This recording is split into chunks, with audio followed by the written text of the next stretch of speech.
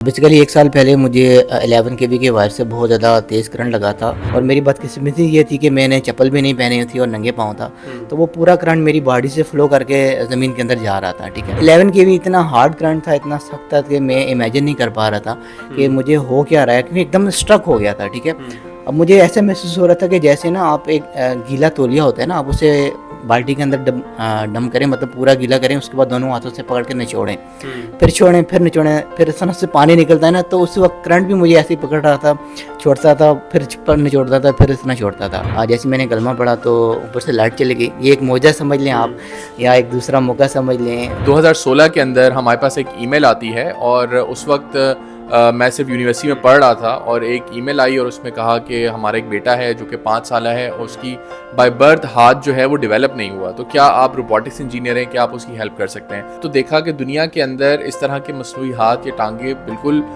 بہت ایکسپینسو ہیں، اور پاکستان کے اندر تو موجود ہی نہیں ہیں. اور اسی جرنی کو پھر ہم نے کنٹینیو رکھا. ہم نے سوچا کہ ایک ہاتھ کے بغیر، ایک ٹانگ کے بغیر کس طرح سے انسان اپنی زندگی گزارتا ہوگا، اور جب وہ ٹیکنالوجی میں ہم نے ایکسپرٹیز حاصل کی ہیں تو کیوں نہ پاکستان کے اندر اس چیز کو ڈیولپ کیا جائے.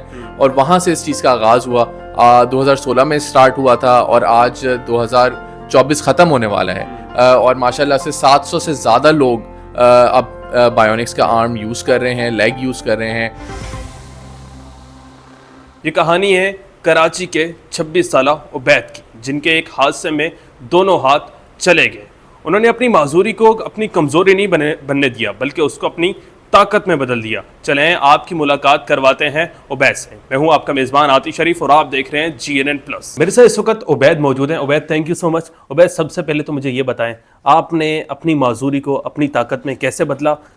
کس حادثے کے اندر آپ کے دونوں ہاتھ چلے گئے؟ بیسیکلی 1 سال پہلے مجھے 11 kV کے وائر سے بہت زیادہ تیز کرنٹ لگا تھا. ہمارے گھر کی چھت کے اوپر ایک بہت بڑا بل بورڈ لگا ہوا تھا. ٹھیک ہے، تو ڈیفینیٹلی بہت زیادہ تیز رات کو بارش ہوئی، تیز ہوائیں چلی، تو وہ سارا وہ بل بورڈ ٹوٹ گیا. آپ کو پتا ہے ڈیفینیٹلی وہ جو ہوتا ہے بل بورڈ لوہے کا ہوتا ہے. ٹھیک ہے، تو سارا بل بورڈ ٹوٹا ہوا تھا. تو میں بس ایسے ہی دیکھنے کے لیے اوپر چھت پہ کہ کیا چل رہا ہے نا، تو جب میں نے دیکھا تو وہ سارا بل بورڈ ٹوٹا ہوا تھا چھت کے اوپر. تو اس کا کچھ پیسز جو ہے وہ رہ گئے تھے، اس کا فریم وغیرہ اندر سے سارا ٹوٹ گیا تھا. اب میں سوچ رہا ہوں کہ کیوں نہ آپ جو بچا کچھ ایسے بھی توڑ دوں، نیچے گاڑی کھڑی کرتا ہوں تو اس پہ گرے گا تو ڈیمیج ہوگا. تو اسی سینیریو کے اندر میں نے اسے دونوں ہاتھوں سے پکڑ کے توڑنے کی کوشش کر دی، اور اسے زور سے ہلا رہا تھا. ٹھیک ہے، جیسے ٹوٹ جاؤں. تو اسی پروسیس کے اندر نا اس کا ایک پائپ ٹوٹا، اور سامنے 11 kV کی وائر جا رہی تھی، تو اس کے اوپر جا کے گرا. ٹھیک ہے، اب ڈیفینیٹلی آپ کو پتہ ہے کہ کرنٹ ایک ایسی چیز ہے جہاں جہاں تک لوہا جاتا ہے وہاں تک کرنٹ جاتا ہے. اور میری بدقسمتی یہ تھی کہ میں نے چپل بھی نہیں پہنی تھی اور ننگے پاؤں تھا، تو وہ پورا کرنٹ میری باڈی سے فلو کر کے زمین کے اندر جا رہا تھا. ٹھیک ہے، اب یہ کوئی فزکس والا بندہ تو اسے سمجھتا ہے، جیسے ہمیں گھروں کے اندر سے کرنٹ لگتا ہے چارجر لگاتے ہوئے، یا اس طرح گھروں کے اندر وہ 220 کا کرنٹ ہوتا ہے، وہ اتنا افورڈیبل ہوتا ہے کہ انسان اپنے آپ کو چھڑا پاتا ہے. ٹھیک ہے، اب 11 kV اتنا ہارڈ کرنٹ تھا، اتنا سخت تھا کہ میں امیجن نہیں کر پا رہا تھا کہ مجھے ہو کیا رہا ہے، کیونکہ ایک دم اسٹرک ہو گیا تھا. ٹھیک ہے، اب مجھے ایسا محسوس ہو رہا تھا کہ جیسے نا آپ ایک گیلا تولیہ ہوتا ہے نا، آپ اسے بالٹی کے اندر ڈم کریں، مطلب پورا گیلا کریں، اس کے بعد دونوں ہاتھوں سے پکڑ کے نچوڑیں، پھر چھوڑیں، پھر نچوڑیں، پھر سنس سے پانی نکلتا ہے نا، تو اس وقت کرنٹ بھی مجھے ایسے ہی پکڑ رہا تھا، چھوڑتا تھا، پھر نچوڑتا تھا، پھر اتنا چھوڑتا تھا. جیسے میں نے کلمہ پڑھا تو اوپر سے لائٹ چلی گئی. یہ ایک معجزہ سمجھ لیں آپ، یا ایک دوسرا موقع سمجھ لیں، کہ کیونکہ 90% جو ہے وہ لوگ نہیں بچتے کرنٹ لگنے کی صورت کے اندر، صرف 10% لوگ بچتے ہیں، ان کے ساتھ پھر کوئی نہ کوئی لائف ٹائم کے لیے ایک ڈسیبلٹی ہو جاتی ہے.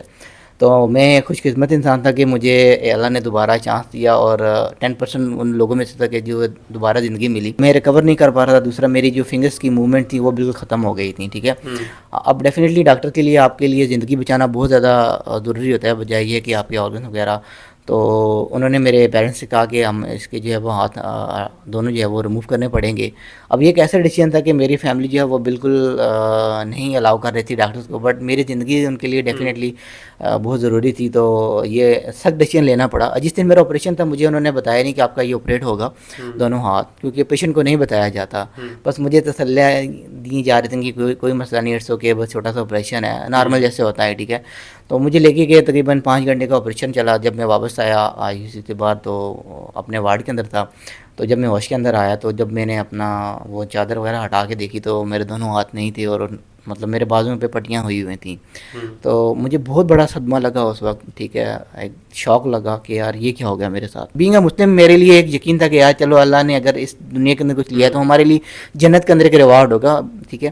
تو بٹ یہ کہ پھر ساتھ ساتھ سرچ کرتا تھا کہ یار اس کا الٹرنیٹ کیا ہوگا. ابھی حادثہ ہو گیا, کوئی نہ کوئی ایسی ٹیکنالوجی تو ہوگی کہ یار اس کا الٹرنیٹ میرے لیے, جیسے آرٹیفیشیل لیگ لگ جاتی ہیں, آپ کو پتہ ہے ہوتا ہے, ویل چیئر پہ لوگ سروائیو کرتے ہیں. تو پھر میں جب دیکھا تو مجھے بایونکس کا جو ہے نا وہ ملا, کہ میں دیکھ رہا تھا کہ بایونکس ایک ایسا ادارہ ہے پاکستان کے اندر جو آرٹیفیشیل ہینڈ لگاتے ہیں, ٹھیک ہے, اور ہارٹ بھی ایسے کہ جو مطلب پراپر طور پہ ورک کرتے ہیں, جس کے ذریعے ہم کچھ پکڑ سکتے ہیں, کچھ کھا پی سکتا ہوں, میں اپنے ڈیلی روٹین کے اندر جو ہے وہ ورک آؤٹ کر سکتا ہوں, ٹھیک ہے. یعنی کہ جو آپ کے ہاتھ ہیں یہ موو بھی کرتے ہیں. بالکل کرتے ہیں. کس طرح موو کرتے ہیں؟ میں سب سے پہلے تو آپ سے ہینڈ شیک کروں گا, ٹھیک ہے, یہ دیکھیں پراپر میں آپ سے. اچھا, یہ گرپ بھی بڑی اسٹرانگ گرپ ہے اس کی. ہاں ڈیفینیٹلی, مطلب بہت اچھی گرپ ہوتی ہے اس کے لیے, کیونکہ میں اگر ابھی آپ کے سامنے یہ پانی کی بوتل ہے, میں اٹھا کے دکھاتا ہوں آپ کو. تو اب یہ دیکھیں میں نے پوری واٹر کی بوتل اٹھا لی ہے, تو ایزیلی میں اسے پی سکتا ہوں پانی, ٹھیک ہے, آرام کے ساتھ, مجھے کسی سہارے کی ضرورت نہیں ہے, ٹھیک ہے.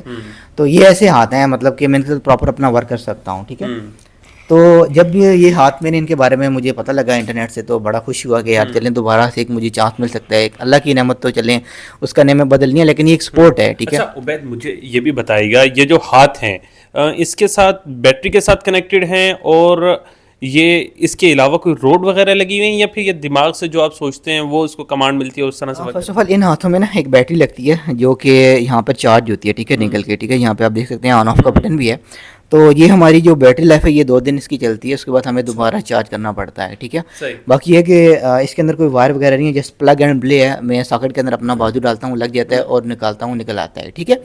اور اس کی جو ورکنگ آور ہے, مطلب 24 آور کے اندر میں جب مجھے ضرورت نہیں ہوتا تو میں آف کر دیتا ہوں, بیٹری سیو ہو جاتی ہے تاکہ, ٹھیک ہے. باقی اس کے اندر کوئی ایسی وائٹ نہیں ہے کہ مجھے کوئی ایکسٹرا ڈیوائس ساتھ کیری کرنی پڑی, اور نہیں, ایسا نہیں ہوتا. بس پلگ اینڈ پلے, میں نے لگا لیا, اتار لیا, ہاتھ میرا لگ جائے گا. میں چاہوں گا میں اس شخص سے بھی بات کروں, اس سے بھی جانوں جس نے بہت سے لوگوں کو ایک امید کی کرن دی ہے, ایک نئی زندگی دی ہے. وہ کس طرح سے مصنوعی ہاتھ بناتے ہیں, کتنے لوگوں کو اب تک پاکستان میں مصنوعی ہاتھ لگا چکے ہیں. چلیں آپ کی ان سے بھی ملاقات کرواتے ہیں. سر سب سے پہلے تو مجھے یہ بتائیے گا, بایونک کا سٹارٹ کب اور کیسے ہوا؟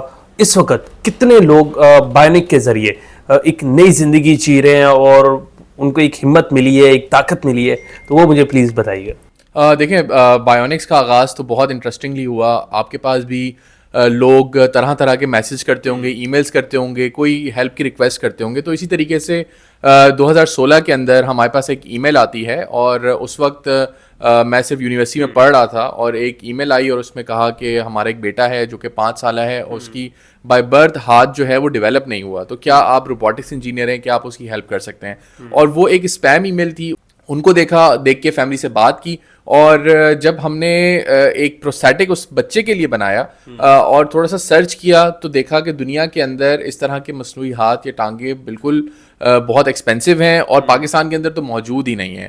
اور اسی جرنی کو پھر ہم نے کنٹینیو رکھا. ہم نے سوچا کہ ایک ہاتھ کے بغیر, ایک ٹانگ کے بغیر کس طرح سے انسان اپنی زندگی گزارتا ہوگا, اور جب وہ ٹیکنالوجی میں ہم نے ایکسپرٹیز حاصل کی ہیں تو کیوں نہ پاکستان کے اندر اس چیز کو ڈیولپ کیا جائے. اور وہاں سے اس چیز کا آغاز ہوا. 2016 میں اسٹارٹ ہوا تھا, اور آج 2024 ختم ہونے والا ہے, اور ماشاءاللہ سے 700 سے زیادہ لوگ اب بایونکس کا آرم یوز کر رہے ہیں, لیگ یوز کر رہے ہیں.